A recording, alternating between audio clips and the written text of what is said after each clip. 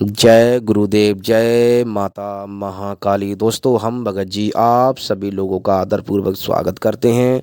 दोस्तों, इस बार हम आप सभी लोगों के लिए माता नैना योगिनी की साधना लेकर आए हैं। दोस्तों, नैना योगिनी योगिनी अर्थात जो माता दुर्गा की योगिनियाँ हैं, ये उनमें से नहीं हैं। दोस्तों, माता आसू मेहतरानी को नैना योगिनी बराबर की टक्कर देती हैं।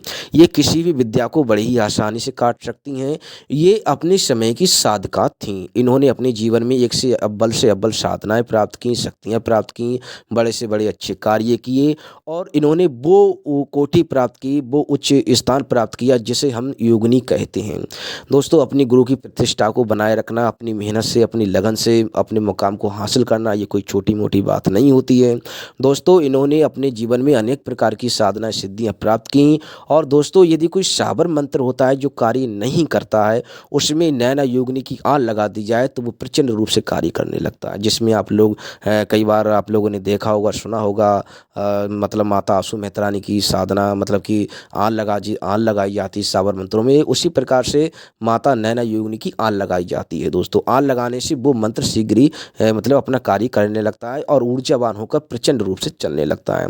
दोस्तों, नैना योगिनी की साधना आप अपने मतलब कि कहीं निर्जन स्थान पर अपने घर, जिसके कई लोगों के फ़ोन भी कॉल्स भी आते हैं हमारे पास। कई लोग बता रहे थे कि नैना योगिनी की साधना करना चाहते हैं। ये कुल के लोगों की कुल देवी भी हैं, लोगों के ऊपर सवारी भी आती है। और दोस्तों, ऐसा नहीं है। दोस्तों देखो, एक बात बताना चाहेंगे, इस तरह की शक्तियाँ प्राप्त करना लोगों को मतलब कि तांत्रिकों को जो तांत्रिक होते हैं इस क्षेत्र में, इस तरह की शक्तियाँ प्राप्त होना उन्हें ज़रूरी होता है, क्योंकि इनका पूरा खेल तो यही होता है मंत्रों की चौकियों का, सिद्धियों का। दोस्तों, पूरा खेलता तंत्र विद्या में होता क्या है? दोस्तों, तंत्र विद्या में आपको तांत्रिकों के पास एक से बढ़कर एक शक्ति मिलेगी। माता आशु मेहतरानी, नैना योगिनी, माता मंगला चमारी, लौना चमारी, काफ़ी प्रकार की आपको शक्तियाँ मिल जाएंगी जो कि इसी क्षेत्र में इनकी आन लगाने मात्र से चौकी अपना कार्य करने लगती है। शक्तियाँ थर थर काँपने लगती हैं, क्योंकि इनके सानिध्य में हजारों की तादाद में तो भूत प्रेत चलते हैं। दोस्तों, नैना योगिनी वो शक्ति हैं जिनकी साधना करने के बाद में साधक ऐसा संसार का ऐसा कोई कार्य नहीं जो कर नहीं सकता। और जो लोग तंत्र बाधा को झाड़ू मतलब कि जो मतलब कि किसी को लौंग का जोड़ा पढ़कर दे देना और किसी को झाड़ फूँक करना, फल पढ़कर देना, किसी के गोद जैसे बच्चे वगैरह नहीं होते हैं, किसी का गोद बंदिश हो, तंत्र बाधा को कई साल से पुरानी हो, कई प्रकार की। और दोस्तों, काफ़ी सारे ऐसे काम होते हैं जो कि इन्हीं शक्तियों के माध्यम से किए जाते हैं। कई शक्तियाँ ऐसी होती हैं जो अपना मुँह मतलब पीछे खड़ी हो, साधक जब किसी शक्ति को सामने खड़ा होकर देता है तो शक्ति कई बार ऐसा होता है वो कार्य करने से मना कर देती है। तो इसी प्रकार की शक्तियाँ जाकर उस कार्य को अपने हाथ में लेती हैं और क्षण भर में उसे करके दिखाती हैं। दोस्तों, नैना योगिनी की साधना आप किसी भी शनिवार से आरंभ कर सकते हैं। 11 दिन की साधना है और तामसिक सात्विक दोनों साधना, जो लोग तामसिक करना चाहते हैं तामसिक और सात्विक साथ में करना चाहते हैं। साधना में दोस्तों इनके लिए वस्त्र जो रहेंगे वो मतलब आपको आराम से अपने घर पर ही कर सकते हैं। जिनकी कुल देवी वो घर पर कर सकते हैं, जिनकी कुल देवी नहीं है वो बाहर भी कर सकते हैं।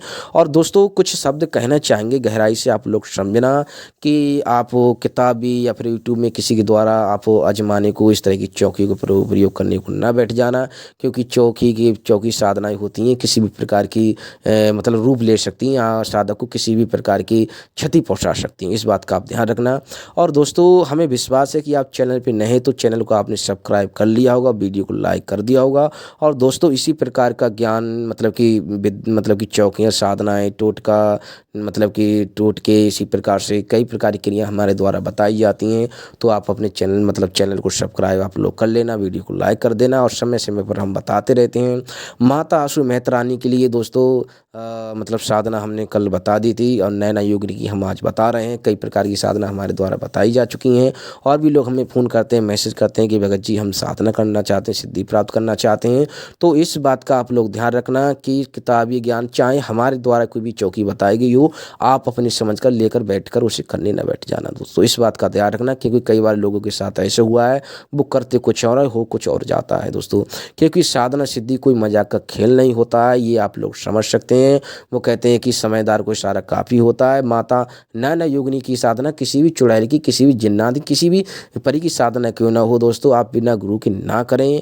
यदि करने की चेष्टा करेंगे तो फ़ायदा भी हो सकता है, नुकसान भी हो सकता है। दो रिजल्ट तो मिलते ही हैं साधक को, मतलब फ़ायदा हो सकता है, नुकसान। यदि गुरु के सानिध्य में करोगे तो बहुत अच्छी बात है, क्योंकि गुरु ने वो शक्तियाँ हासिल की हैं, उसे अनुभव है, काफ़ी सारे आपको मतलब काफ़ी लाभ होते हैं गुरु के सानिध्य में शक्तियों को प्राप्त करना, सिद्धियों को प्राप्त करना। तो वही बात हम आपको बता रहे थे। नैना योगिनी का भोग जो रहता है तामसिक भोग रहता है दोस्तों। एक मिट्टी का पात्र लिया जाता है, देसी का क्वार्टर लिया जाता है, और दोस्तों एक मतलब कि एक उबलासो लगाया जाता है, उसमें लौंग के जोड़े की मतलब बलि रहती है दोस्तों। उसमें मछली भूंजी जाती है, मछली को भोग दिया जाता है दोस्तों। और एक गोला काट कर एक गोला लेता है, उसमें लोग गोले में लौंग के जोड़े डाला जाता है, उसमें बतासे 5 से 7 बतासे डाले जाते हैं। जितना बड़ा गोला होगा मतलब 5 से कम नहीं होने चाहिए, उसमें बतासे डालकर गोले पर 7 बार धागा लपेट कर तिलक रोली का तिलक करके उस पर रखा जाता है। उस पर मतलब लौंग के जोड़े की आहुति दी जाती हैं, और दूसरे सरसों के तेल का दीपक जलता है। इसमें काफ़ी सारी क्रियाएं रहती हैं। और जो मंत्र है, मंत्र यदि आप मतलब साधना करना चाहते हैं तो साधना भी, जो लोग साथ में भी करना चाहते हैं साथ में भी कर सकते हैं दोस्तों। जो लोग जिनकी कुलदेवी वो घर पर भी कर सकते हैं। कुछ लोग सिद्धि प्राप्त करना चाहते हैं, ज़्यादा से ज़्यादा स्थान इनका शमशान में उचित रहता है, निर्जन स्थान पर रहता है। एकांत का मतलब, एकांत में करना कहने का मतलब ये होता है एकांत आप अपने घर पर भी कर सकते हैं, लेकिन एकांत होना चाहिए। ऐसा नहीं है कि एक ही कमरा, एक ही घर में मतलब कि, तो उसमें साधना संपन्न नहीं हो पाएगी। तो दोस्तों हमारे द्वारा बताई गई आपको जानकारी अच्छी लगी होगी, वीडियो अच्छी लगी होगी तो अपने चैनल को सब्सक्राइब कर लिया होगा। और दोस्तों हमारे द्वारा किसी भी तरह की सामग्री का विक्रय नहीं किया जाता है। फिर मिलेंगे। और मंत्र जिसको साधना करनी है वो हम पे संपर्क कर सकता है, कमेंट कर सकता है, बेकायदा हम बताएंगे। और दोस्तों हम जो समझाया है, जो बताया है, वो लोग आप लोगों ने मतलब समझ गए होंगे। तो अगले वीडियो में फिर मिलेंगे, तब तक के लिए धन्यवाद। जय गुरुदेव।